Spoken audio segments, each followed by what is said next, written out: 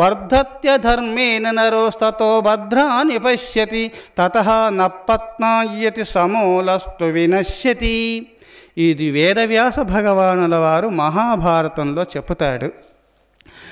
అధర్మం చేత దుర్యోధనాదులు ధర్మపురుషులైనటువంటి పంచపాండవులను ఓడించినామని ఒక తృప్తి చెంది అరణ్యవాసము పంపిస్తారు. మాయాజూదం వల్ల వాళ్ళు ఓడినట్టుగా అలా వెళ్ళుతారు, కొంతకాలం ఉండి వస్తారు. వీళ్ళు జయించినట్టుగా రాజసింహాసన పైన కూర్చొని చిరునవ్వులు చిందిస్తూ మాదే సమస్త సామ్రాజ్యం అనుకుంటారు.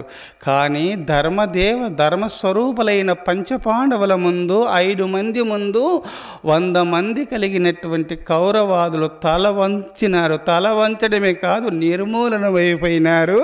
ధర్మదేవత ముందు అధర్మము నిలవలేదు.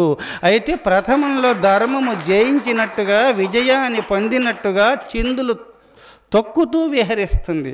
కానీ కాలక్రమేణా ధర్మదేవతనే ధర్మస్వరూపమై భాషిస్తూ రాజమేలుతుంది. అధర్మము సంపూర్ణంగా నిర్మూలనమైపోతుంది. కావున ధర్మస్వరూపులై భాషించాలా.